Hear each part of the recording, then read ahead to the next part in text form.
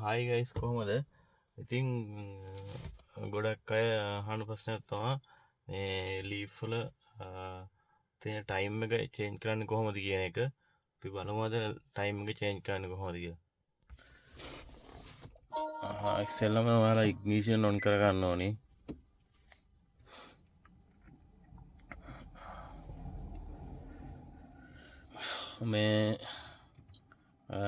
මේක නම් අපි ඉංග්‍රීසි වලට දැන් කන්වර්ට් කළා. ටච් එකේ ප්‍රශ්නයක් තිබ්බා.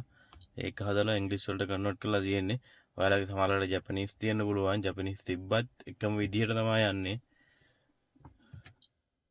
ඉස්සෙල්ලාම ඊට පස්සේ මේ මැප් කියන බටන් එක තියෙනවනේ. මේක එක සැරයක් ඔබලා මෙතන මැප් එකට ගන්න ඕනේ. ඊට පස්සේ මෙතන ඕඩියෝ කියන එක ඕෆ් කරන්න ඕනේ. ඕඩියෝ ඕෆ් කරන්න ඕනේ.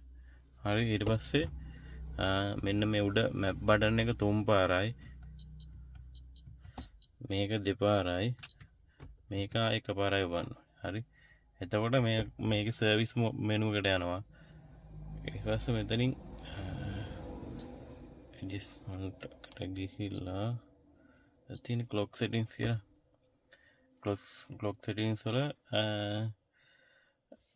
අපේ මෙතන ඔයාලගේ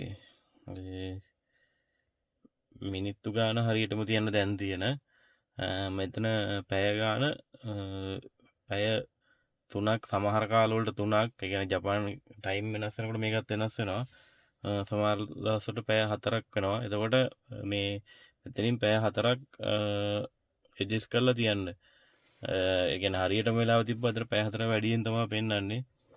එතකොට මෙතනින් පැය 4ක් අඩු කරලා වෙලාව දීලා කන්ෆර්ම් කරන්න. එතකොට වෙලාව දවල් 1:55යි. දැන් එතකොට අපි හිතමු මෙතන 1:55 තිබ්බා. ඊට පස්සේ ඕනෑම මෙතනින් ඊට පස්සේ චේන්ජ් කරලා බලන්න. චේන්ජ් කරපුවාම අර අතන ඩෑෂ්බෝඩ් එකේ ටයිම් එක වෙනස් වෙනවා පෙන්නනවා. හරිද? වෙනස් වෙනවා. එතකොට 17යි කියන්නේ එතකොට පැය අඩු වෙන්න ඕනි. 17යි කියන්නේ 5යිනේ. 4 3 2 1 පැය 4ක් අඩු වෙන්න. මෙතනින් අඩු ගන්න 7 1 2 3 4.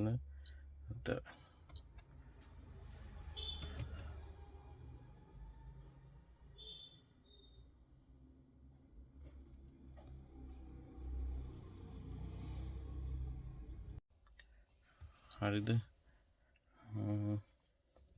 එතකොට එතකොට මේ මෙතන තියෙන මේ මිනිත්තු ගාන හරියටම මෙතෙන්ට එන්න උඩ ටයිම් එකට එන්න නැත්නම් ආයෙ බැක් වෙලා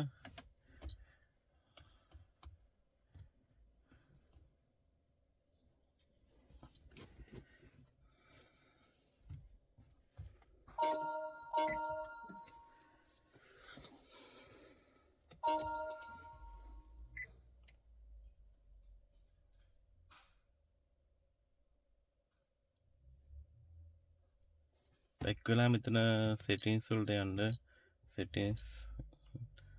සෙටින්ස් වල ක්ලොක් කියලා තියෙනවා. මෙතනින් ගිහිල්ලා මෙන්න මෙතන 0 කරන්න. ඔෆ්සෙට් ඇඩ්ජස්ට්මන්ට් කියලා තියෙන එක. සෝරි.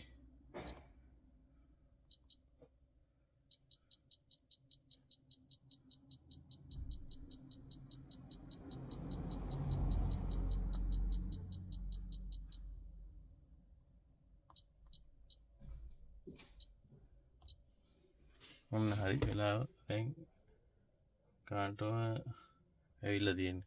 ඉතින් මේක ආයේ නිකන් නම් වෙනස් වෙන්නේ නැහැ. බැටරි ගැලේවොත් වෙනස් වෙනවා. ආයෙ සර්විස් වෙනකොට ඒ වගේ ගිහිල්ලා හදාගන්න. ඉතින් ඔයාලටත් මේ වගේ ටච් එකේ ප්‍රශ්න තියෙනවා නම් ලැන්ග්වේජ් මාරු කරගන්න ඕන ලීෆ් වල අපිව කන්ටැක්ට් කරගන්න.